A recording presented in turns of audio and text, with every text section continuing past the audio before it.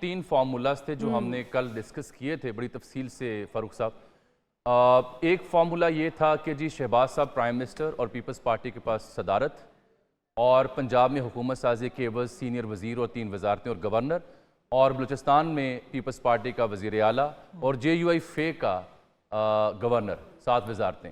सिंध तो उनके पास आ गया। दूसरा फार्मूला ये था कि अगर बिलावल साहब आते हैं तो फिर कोई नून लीग की शख्सियत सदर हो और पंजाब में हुकूमत साजी में मुआवनत।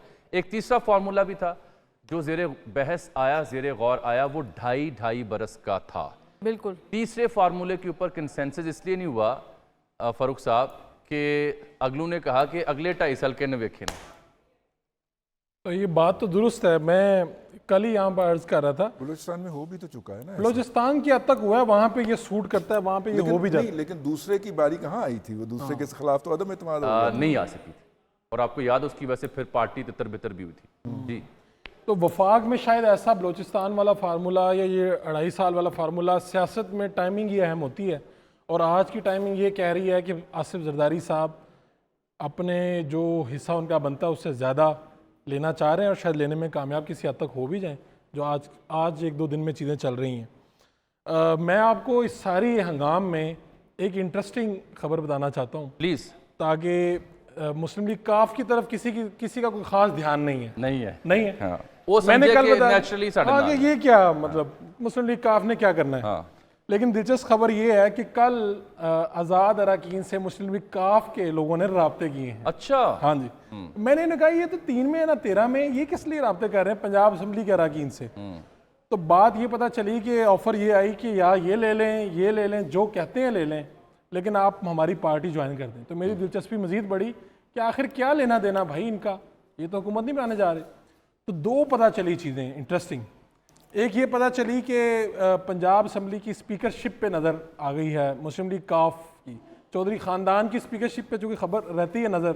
तो इस मरतबा जो नया दूसरा ख़ानदान असम्बली में पहुँच रहा है उसकी है कि हमने भी वही लेना है जो पहले वो लिया करते थे। एक बात तो ये ठीक। दूसरी उससे भी ज़्यादा दिलचस्प है, जो अगर मैं थोड़ा सा डीप गया तो पता चला कि इस वक्त 8 अरकान है गालिबन मुस्लिम लीग काफ के पंजाब असम्बली में।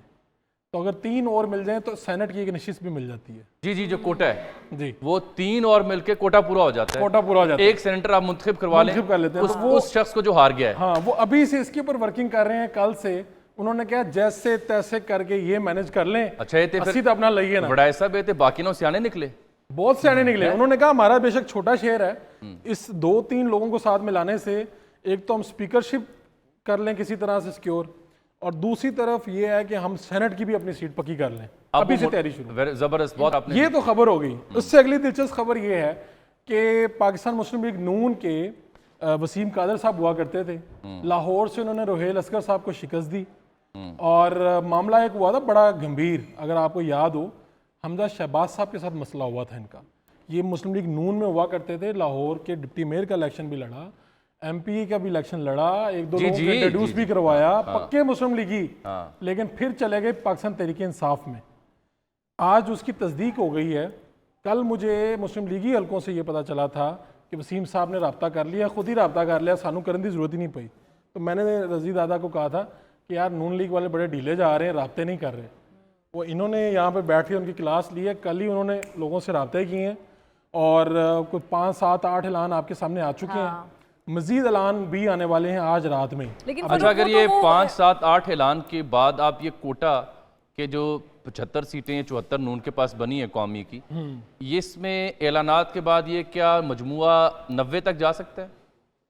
इतना बड़ा मजमुआ अभी तो फिलहाल मुझे लगता है कि शायद इसमें 2 दिन मजीद लग जाएंगे। लेकिन इसमें बात यह है कि जब आप लाहौर का कौमी असम्बली का रुकन तोड़ लेते हैं, इधर से आज़ाद शामिल होना शुरू हो जाते हैं। ये लाहौर का आपने PTI का बंदा तोड़ा है, ये वो दूसरा आज़ाद नहीं है। तो इसके बाद आप बारगेनिंग में कंफर्टेबल पोजीशन में आ जाते हैं, और खतरों के खिलाड़ी आसिफ जरदारी जो इससे पहले तैयारी में थे, सबसे यारी अभी तक वो किसी आज़ाद का ऐलान नहीं करवा सके। मेरी इतलात के मुताबिक टीमें तो उनकी भी बहुत एक्टिव हैं। अगर मुस्लिम लीग काफ एक्टिव हो सकती है, जिनके बारे में आपका और मेरा मानना है कि वो सोए हुए थे। अच्छा, एक खबर थी मेरे पास कि जरदारी साहब ने एक नाश्ता भी दिया हुआ था रजी साहब, उसका क्या बना था? मेरे इल्म में नहीं वो है फिर नहीं हो सका, वो नाश्ता अकेले ही करना पड़ा। उसकी वजह बन गई जैसे आखिर में वहाँ शामियाने लगे थे और वो भी अकेले ही खाना बना। मैं रजी साहब के पास ही आ रहा हूँ। लास्ट मैं वो नाश्ते की कहानी इसलिए सुना रहा था कि वो नाश्ता फिर इसलिए नहीं हो सका कि ऐन उसी रात उन्हें फिर यहाँ आना पड़ा और ऐन उसी रात मोहसिन नकवी साहब के घर पे उनकी फिर मुलाकात हुई।